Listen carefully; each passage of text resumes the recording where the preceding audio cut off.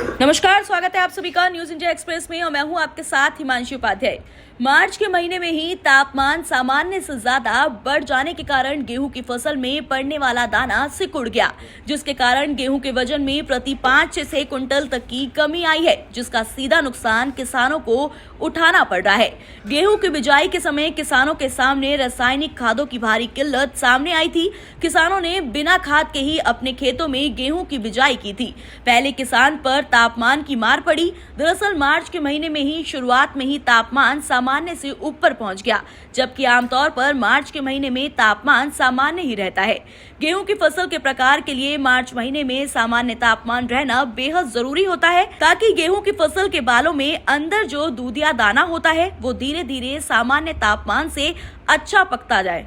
और उसका वजन भी अच्छा बैठता है। लेकिन इस बार किसानों के साथ बढ़े हुए तापमान ने भी धोखा कर दिया। मार्च के महीने में ही तापमान सामान्य से कहीं ज्यादा बढ़ गया, जिसके कारण गेहूं की फसल अपने समय से करीब 20 दिन पहले ही पककर तैयार हो गई और अप्रैल के महीने में ही शुरू होने वाले गेहूं की कटाई मार्च महीने में ही किसानों को शुरू करनी पड़ी। कृषि विशेषज्ञ ने बताया कि तापमान सामान्य से कहीं अधिक होने के कारण बाल के अंदर जो दाना था वो सिकुड़ना शुरू हो गया, क्योंकि जब बाल के अंदर कच्चा दाना होता है और तापमान सामान्य से ज्यादा होता है तो वो दाना सिकुड़ना शुरू हो जाता है और इसका वजन भी कम हो जाता है। मार्च महीने में बढ़े हुए तापमान के चलते दाना अंदर से सिकुड़ गया और उसका वजन भी कम हो गया, जिसका सीधा असर गेहूं के उत्पादन पर पड़ा है। जो किसान 1 एकड़ में पहले करीब 22 कुंटल का उत्पादन कर रहा था, उस किसान के खेत में करीब 17 कुंटल तक ही गेहूं का उत्पादन हो पाया है। खाद को करीब 6 कुंटल प्रति एकड़ तक का नुकसान गेहूं के वजन में उठाना पड़ा है, यानी कि करीब 12,000 से लेकर 15,000 तक का नुकसान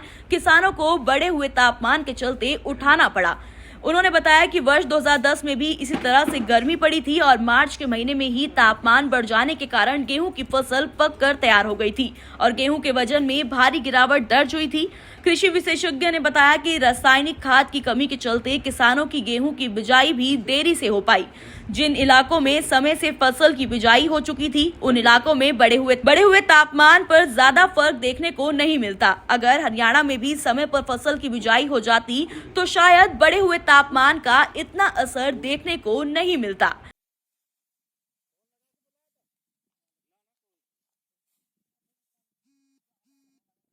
देश में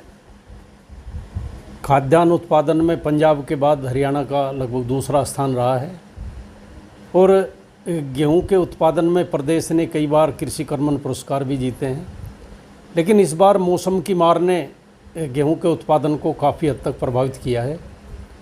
जिसमें इस बार मंडियों में भी देखने में आ रहा है कि गेहूं कम आ रहा है और उसी के साथ जब किसानों से बात करते हैं तो उसमें भी प्रत्यक्ष देखने में आता है कि गेहूं के उत्पादन में काफ़ी गिरावट आई है। और इसका मुख्य कारण तापमान का एक साथ बढ़ना रहा है, क्योंकि मार्च के महीने में ही मौसम गर्म हो गया और 1 से 2 डिग्री तापमान यदि सामान्य से अधिक हो जाता है तो गेहूं के उत्पादन पर 5 से लेकर 15% तक की गिरावट आ जाती है। और ये इस बार हुआ, ऐसा एक बार 2010 में भी हुआ था और इस बार ये हुआ। इससे किसान को काफ़ी आर्थिक नुकसान हुआ है, क्योंकि जहां गेहूं 1 एकड़ में 20 से 22 कुंटल प्रति एकड़ निकलना था, वो गेहूं 14 से 16 कुंटल प्रति एकड़ तक ही सीमित रह गया। जहां पर बिजाई समय से की गई थी वहां पर इस तरह की गिरावट कम आई, दाना कम सिकुड़ा, क्योंकि जब तापमान बढ़ता है तो बढ़ने से जब गेहूं दूधिया दशा में होता है तो उस दशा में यदि तापमान ज़्यादा होगा तो गेहूं का जो दूध है या गेहूं का जो अंदर रस है वो सूखना शुरू हो जाता है दाने से और दाना सिकुड़ना शुरू हो जाता है। गेहूं के तूड़ सूख जाते हैं, जिसकी वजह से दाने में पूरे तरीके से सिकुड़न आ जाती है। पछेती बिजाई में ये समस्या बहुत ज़्यादा आई है, तो इसकी वजह से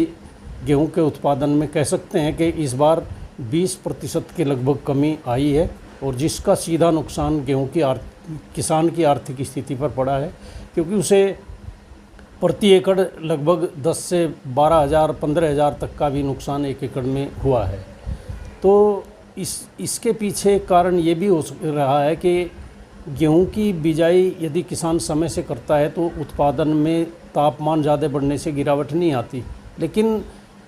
उस समय फास्फोरस वाली खादें किसान को समय से उपलब्ध नहीं हो पाई, जिसकी वजह से थोड़ी बिजाई पिछड़ी।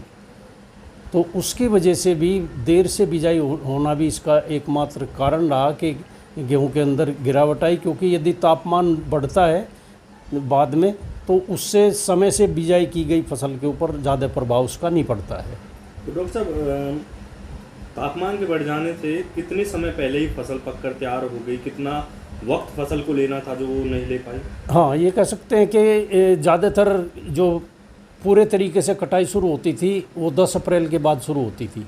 लेकिन इस बार कटाई मार्च के शुरू में ही शुरू हो गई। ये कह सकते हैं कि 15 दिन पहले ही गेहूं की कटाई शुरू हो गई। गेहूं में जो पकाव 15 दिन पीछे आना था वो 15 दिन पहले ही आ गया, और यही कारण रहा कि गेहूं का दाना सिकुड़ा और गेहूं के वजन में,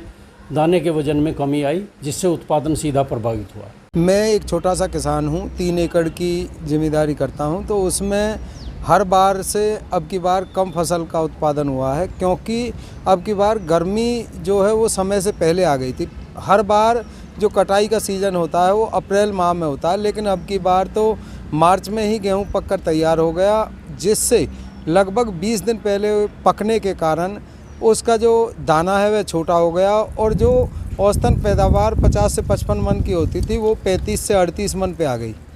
जब 10 से 12 मन की एवरेज प्रति एकड़ कम हुई है, तो ये है कि लगभग 10 से 12 हज़ार रुपये का नुकसान एक किसान को हो रहा है। 3 एकड़ की पैदावार में लगभग मुझे खुद ही 30 से 35 हज़ार रुपये का नुकसान हुआ है अब की बार। पहले खाद भी नहीं मिला था, उसको भी वजह मानते हैं क्या? अब जो आम जिम्मेदार है वो तो यही सोच रहा है कि जब बुवाई हुई थी तो डीएपी नहीं मिला, उसके बाद जब पानी चलाने के टाइम पे यूरिया नहीं मिला, और फिर लास्ट में ये ऐसा मौसम ख़राब हो गया जिसकी वजह से गर्मी ज़्यादा पड़ने की वजह से उसका पकाव जो है वो छोटा रह गया, और जो दाना है वो बिल्कुल सुकड़ गया, जिससे कि